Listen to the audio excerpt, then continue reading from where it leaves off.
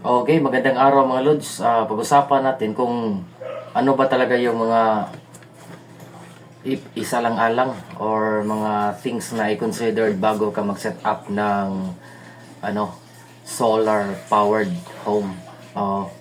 Para mas efficient or mas epektibo yung harvest ng solar panel sa araw mga Lods. Bago kayo siguro mag-estimate sa sa wattage or daily consumption mga loads, mabuti siguro kung puntahan mo yung bahay. Isa na dyan, ang number one dyan, i-consider natin ay yung sabihin nating solar potential sa location mo. Dapat alam mo kung ano yung orientation ng bubong. Ano yung orientation ng bubong ng lalagyan mo ng solar panel. Kasi para mas efficient mga loads, maraming kasi dito maraming nag-tutorial paano lagay ng mga solar panel, pero hindi kadalasang binabanggit kung ano ba talaga ang tamang direction sa solar panel. Kasi mas maganda, mas efficient yung solar panel mo pag nakaharap siya either sa west or sa east. East or west. Ayan. Kasi yung takbo ng araw, mga loads, takbo ng araw from east to west kasi yan. So, mas maganda ang solar harvest pag halimbawa may bahay ka, pero yung bubong nila is nakaharap dun sa north at saka south. So, pag ilagay mo doon yung solar panel sa bubong, siguro sabihin na natin hindi 100% garantiya yung nakukuha ng solar panel mga loads. Dapat from east to west talaga yung direction ng Kaya mas mabuti kung tingnan mo yung bahay mga loads. Okay, wait. Okay, halimbawa, ito yung bahay.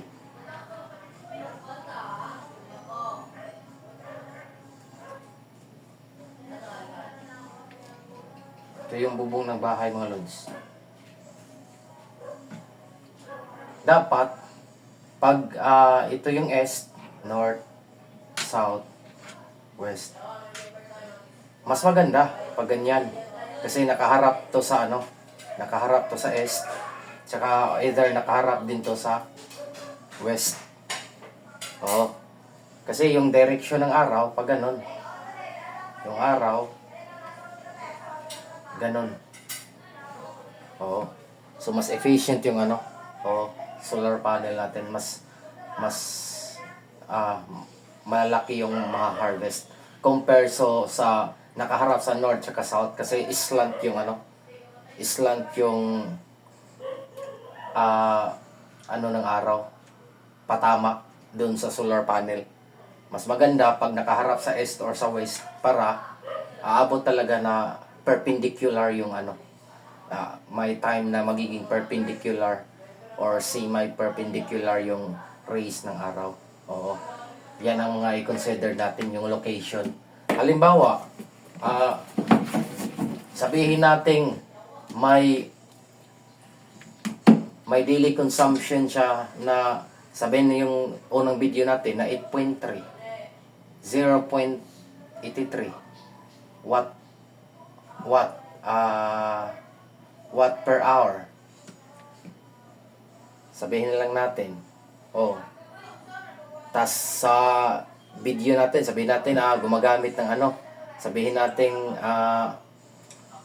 ba yun sa last video natin, 5 kilowatt. 5 kilowatt setup. 5 kilowatt setup. Ang problema dyan, ng bahay nila, ganito yung bahay nila. Ito yung S dito. Dito yung araw.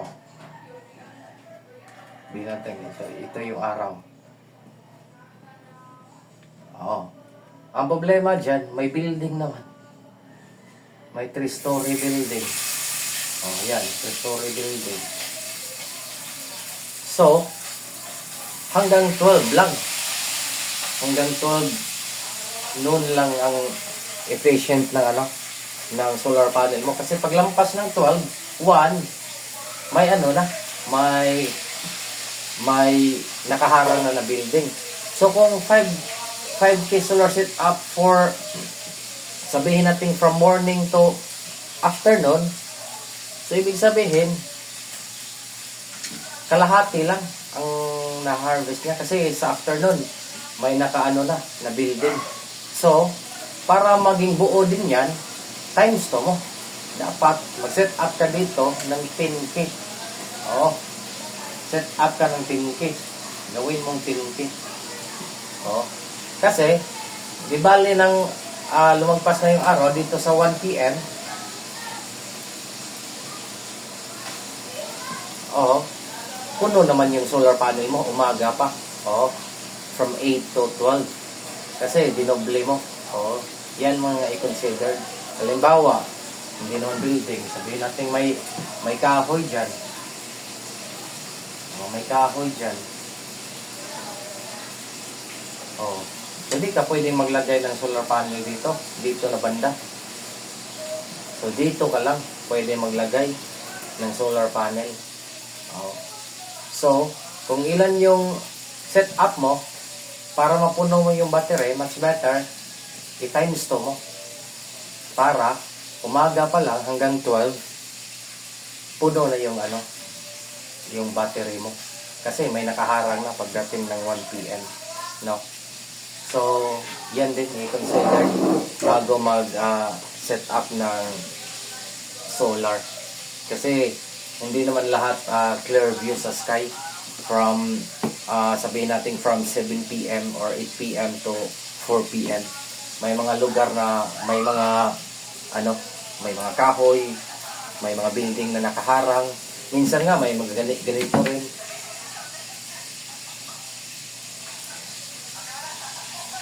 So from 10 to 12 lang. 10 to 12 lang ang hirap yan. So, maghanap ka na lang ng pwesto na pwede mong malagyan ng solar panel. O kaya, kung wala talagang pwesto, sabihin mo lang na, ma'am, hindi advisable yung hindi porke pera na yung solar panel, i-grab mo agad. Sabihin mo yung totoo na hindi talaga pwede. O kaya, option, pwede mong ipatrim yung kahoy, o kaya ipaputol yung kahoy kung sa inyo naman yung kahoy para makapag-solar. Pwede nun putulin. Sabihin natin, putulin na lang yun, ma'am, para makapaglagay tayo dito. Pwede kang makapaglagay ng yung solar. Pwede dito, pwede rin dito. No? Yan. Isa din yan considered kung anong klaseng lugar or location yung natatayuan or kinatatayuan ng possible client mo. Installation and maintenance. Pag-install, dami mo rin i-consider dun sa roof. Dapat kung mag-drill ka sa roof, dapat mo yan, tapalan mo yan ng gusto yung hindi na hindi nakakasira ng or hindi nakakatagas ng bubong. And then yung installation i-explain mo na hanggang ilang signal number yung solar panel mo, hanggang anong signal number yung kaya niya sa sabihin na lang natin bagyo. O kaya pag dumating sa ganyang bagyo, halimbawa hanggang signal number 2 lang, pag number 3 na sa area nyo, ipatanggal mo na. Okay, kahit signal number 1, ipatanggal mo na. Kasi mas mura yung patanggal at saka pag balik compare sa pagbili ng solar panel kasi gagasto kapag nasira yung solar panel mo, gagasto ka ng solar panel tapos gagasto ka na rin ng pag-install pa rin. Oh, kaya much better na tanggalin mo na lang pag may bagyo and then balik ulit pagkatapos ng bagyo. Oh, yan ginagawa namin. Pakita ko, may mga video clips ako. And then maintenance dapat twice a year. Much better twice a year.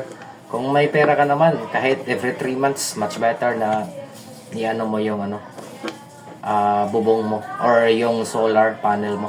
Depende naman sa lugar po. Pag wala namang masyadong dahon or hindi masyadong walang kahoy, siguro kahit twice a year. Pero pag may mga dahon like mga malapit kayo sa mga kahoy diyan sa area nyo, much better na every 3 months tingnan nyo kasi nakakaano yan, sagabal yan or natatabunan na ng mga lantang dahon yung solar panel, no? Okay mga lods, yun lang. At saka hindi naman ako eksperto mga lods. Free to correct me kung may mali man sa mga sinasabi ko. Comment lang mga lods para sabay tayong matuto. Okay, Happy New Year. Bye bye mga lods.